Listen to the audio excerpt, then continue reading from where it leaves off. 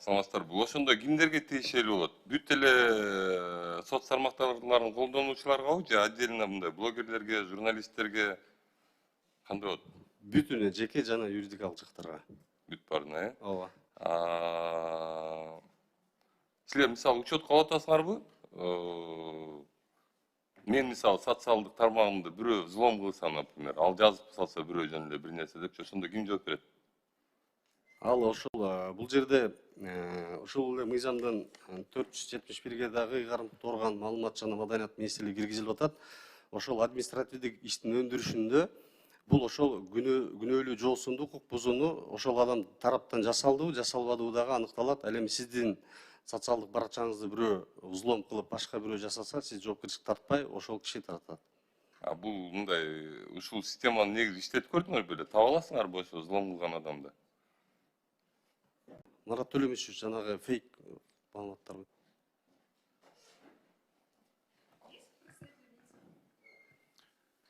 Саламатсыздарбы? Бул боюнча укук коргоо органдары алектениши керек, взлом кылгандарды. Биз ким взлом кылганын таппайбыз да. Анда суроо ошол эле укук коргоо органдарына биз ошо взлом кылган адамдарды таба алабызбы? Азыр бизде ошондой техника барбы? Бул анткени абдан оор нерсе да, мен билгенимен дүйнө жүзүнүн азыр чоң проблемасы болуп турат да. Саламатсыздар. Бул взлом кылган боюнча иш алып барса болот, эми ар кандай болот да, кайсы жактан кандай болот, кандай болгонун кээ бирлери табылат, кээ бирлери табылбайт. Анда кантип биз бул мыйзамды иштетебиз? Эрлан Калтырович, бул биринчи бүгүнкү күндө фейктер эле эмес, ачык эле атын атаган атайын адамдардын тарабынан деле жасалып атат да. Экинчиден, укук бузуулар жөнүндө кодекске ылайык бул ушул иштин маселенин жүрүшүндө кандайдыр бир корутундуу бир кошумча изилдөө керек болсо, ал тийиштүү укук органдары тарабынан берет. Эгер табылган учурда ошол адам жоопкерчиликти алат. Менин соц тармагым, силерге түшүндүрүп берем, менин соц тармагым азыркы күндө эле бир күнүнө 5 жолу взлом кылганга аракет кылышат да. Бир күндө. Если бирөөнүкү болуп калсачы ошол нерсе? Бирөөсү все-таки взломать этип алсачы, анда кандай болот? Эгер биз андай неме жок болсо, колубуздан келбесе ал взлом кылган адамды табыш, анда мен жоопкерчилик тартып болуп атпаймынбы? Жок, сизге эмес да, ал взлом эми бул взлом кылган учурда дагы факт. Мен сизге түшүндүрүп атам. Мен Инстаграм баракчама мен паролду кээде бир күндө 3 жолу алмастырганга туура келет да. Аны деген мисалы мага ошол Facebook, Instagramдын немелери өздөрү взлом болуп атат деп жиберишет магачы. Паролду алмаштырышыңыз керексиз деп. Анан мен паролду алмаштырам. Мага жанагындай сообщениялар келет немеге, телефонума. Сиз өзүңүз кирип атасызбы же башка бирөө кирип атабы деген суроолор келет да. То есть по идее менин коопсуздугумду Кыргызстандын мамлекеттик жанагы неме органдар эмес, Facebook өзү колдонуп неме защищать этип берип атат да. Бирок андай болбой кала турган болсо кандай болот? Эрлан Калтырович, укук бузуулардын жүрүшүндө күнөөнүн далилдөө дагы процедуралары бар. Эгер сиз мына өзүңүз айтканда бүгүнкү күндө Telegram, Facebook, Instagram болобу, ага взлом болуп атканда алар атайын жанагы опасение SMS-терин жиберет. Ошолор сиздин күнөөсүз экениңизге далил болот. Ал сообщениялар мага келбей калсачы? Алар социалдык тармактардын эрежеси боюнча сиз катталууда же электрондук почта аркылуу же кандайдыр бир телефонго байламта кылып каттоо жүргүзөсүз. Мен Telegram жакында взлом болду да, мен сизге айтып берейин кандай болот экен. Мага примерно айтышы боюнча да, мен не утверждаю, что это так. Но булар сговорго кирип неме менен, мен оператор менен мисалы сговорго кирип туруп, мага SMS жиберишет дагы. Менин телефонум ал SMS-ти албайт, бирок тиякта отурган оператор ал SMS-ти көрөт да. А мага ал SMS жетпейт. Болду Telegram взломун. Эми Telegram, Facebook, TikTok'тордун ал Кыргызстандын аймагындагы уюмдар эмес да. Алар атайын суроо талаптардын негизинде ошол кайсыл учурларда кандай аракеттер болгону боюнча маалымат берет. Бирок жанагы Telegram, Instagram башка болобу? Сөзсүз алар техникалык колдоо кызматы өзүңүз кирдиңизби или аракет болуп атабы деген таризде SMS-терди жиберип келет. Андай учур мына бизде баарыбызда деле болот. Хорошо, мен көп суроо бербейм, мындай болчу. Мен бул мыйзам долбоору менен макулмун. Мен бул мыйзам долбоорун колдомокмун, бирок бүгүн эмес да. Бүгүн эмес, бүгүн Кыргызстанда эң ушу фейктерден, мындай эле даже журналист болуп жүрүп, удостоверениясы бар адамдар мен жөнүндө эле жанагындай калп маалыматтар жазгандарды мен башыман өткөргөм. Ошол жерден эч ким жооп бере алган жок магачы. Эмне кыласыңар дедим, эч ким эчтеке кылган жок. Анан силер айтып атасыңар, азыр биз деген, мен бир нерсени айтып кетейин, могу мыйзам долбоор иштейт. Азыр биз макулдугубузду берсек, иштейт. Бирок определенный адамдарга иштейт да булчу. Ошол силерди иштете алган турган адамдарга иштейт да. А тилекке каршы жөнөкөй жарандарга иштебей калат бул. Мен макулмун силер менен. Социальный тармактарда негизинен эле контролдош керек. Анткени бизде баягы мыйзамдуулук деген жоголуп кеткен, контроль деген нерсе жоголуп кеткен. Бирок контролдой албай атпайсыңарбы? Кеп ошондо атат да, силер бүгүнкүгө чейин контролдогондо, могу мыйзам долбоор даже алып келбей эле койсоңор болот болчу. Бунун баары жазылган итак эле. Итак эле бар нерсе булчу.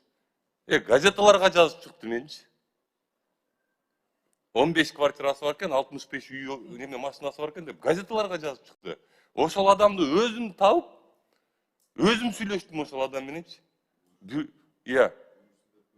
Бирөөңөр даже мындай бир нерсе кыймыл аракет кылып көргөн жоксуңар. Мен ал кезде жогорку кеңештин депутаты болчумун. Силер жөнөкөй жарандарга каяктан неме көрсөткөн атасыңар, анда көмөк көрсөткөн атасыңар. Эгер силер жогорку кеңештин депутатынын мыйзамын, эл өкүлүнүн мыйзамын коргоп албай аткандан, каяктагы биз жөнөкөй адамдарды айтасыз соц тармактардагычы. Конкретно ооба туура кылып атасыңар, могу мыйзамды туура алып келип атасыңар. Бирок мен билем бул мыйзамды эмнеге алып келип атканыңарды. Бул мыйзамды силер ошол бир адамдарга жагыш үчүн алып келип атасыңар. Бизде болгон адамдарга бул мыйзам азыр иштебейт. Ошол себептен бүгүнкү күндө мен бул мыйзамга каршымын. Конкретно доказывать этип бергиле, ушул мыйзамды иштете алат экениңерди. Хорошо, мен жооп берсем болобу? Анан кийин мен макул болом да. Антпесе азыр мен макулмун деп туруп кол коюп, эмнеге бүгүнкүгө чейин мыйзам иштеген жок анда? Мен жооп берсем. Клевета боюнча мыйзам бар да бүгүн деле, туурабы? Клевета жок болчу. Биз мындай Кандай жок болчу? жок болчу, анткени 97-жылкы кодексте 128-29 болгон, бирок кийин алынып салынган. Ага чейин 60-жылда Кыргыз ССРдин кылмыш жаза кодексинде болгон. А бизде буга чейин клевета жок болчу. Ошол эми кирип атат. Жала жабуу деген бар болчу да мыйзам, кантчы? Мыйзам 97-жылда кодексте бар болчу. Кийин Конституцияга, мына 29-беренеге адамдын инсан абийирин жана доо кетирген маалыматтар таркаткандыгы үчүн эч ким кылмыш кылуунтугуна тартылбайт деген ченем киргендиктен алар кылмыш жаза кодекстеринен алынган. Ал 97-жылкы кодексте 128-129-беренеде болгон. Керек болгондо журналисттер сүйлөп эле жүрбөйсүңөрбү силер? Алардын беренелери башка. Анан Жок, ошол беренени айтып атам мен. Ошол журналисттер сүйлөп эле алып келип туруп эле тиги суракка алып кирип кетип атпайсыңарбы? Жала жаап атасыңар силер, мынтип атасыңар деп.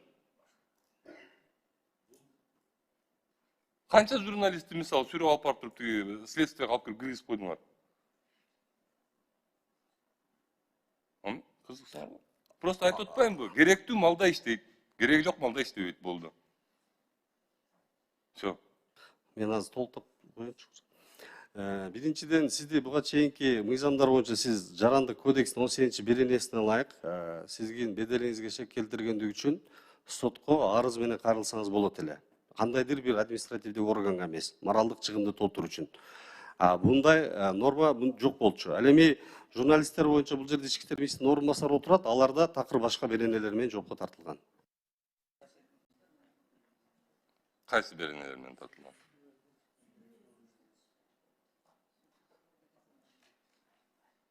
Кайсы беренелер менен тартылган? Саламатсызбы, Нурлан Калчырович.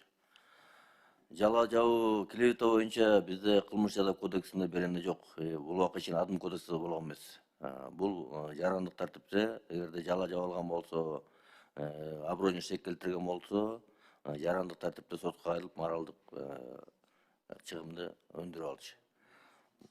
Бул журналисттер боюнча кетип аткан боюнча бул иштер келип аткан, ал жерде бардыгы тең лингвистик экспертизанын жыйынтыгы менен эгерде анын айткан сөзүндө шакырттарында кылмыштын yoosундары бар болсо, ошол убакта гана иш козголуп, жоопко тартылат. Жөн эле жала жабуу, шек келтирүү боюнча бизде андай кылмыштын да кылмыш жаза кодексинде андай беренелер жок азыркы убакта. Жок, мындай да. Мен айтып атпаймын, мен дагы бир жолу айтып кетейин. Мен силерди түшүнүп атам. Мен айтып атам, мен бул мыйзам долбооруна каршы эмесмин. Бирок бүгүн каршымын. Бүгүн азыр ушул отурган жеримде каршымын. Бул мыйзамды иштетип кетиш үчүн көп инструменттер керек да. Тилекке каршы Кыргызстанда азыркы маалда ал инструменттер жок эсе. Анан башталат андан кийин. Ар кимди сүйрөп барып, бир жерден бир ноутбуктан ачык калтырып койсо, бирөө бир нерсе деп жазып салып туруп, бир кичинекей балдар анан кийин ар кимди сүйрөп ал дагы еще да доказывать этип бериш керек экен. Могул мыйзамда один из первых, кто нуждается, менмин да. Я вам честно скажу, один из первых, кто нуждается. Потому что мен YouTube'га кирсем деле Эрлан Кокулов мынтип салыптыр деп туруп, бирөөнүн сүрөтү менен мынтип чаптап туруп коюп коет дагы. Целый YouTube'ду карап чыгасың, өзүң отуруп отуруп. А мен жөнүндө эчтеке жок да ал жердечи. Ошон үчүн мен биринчи нуждаться эткен адаммын немеде мыйзамда. Бирок тилекке каршы бүгүн силер бул мыйзамды иштетип албайсыңар. Рахмат.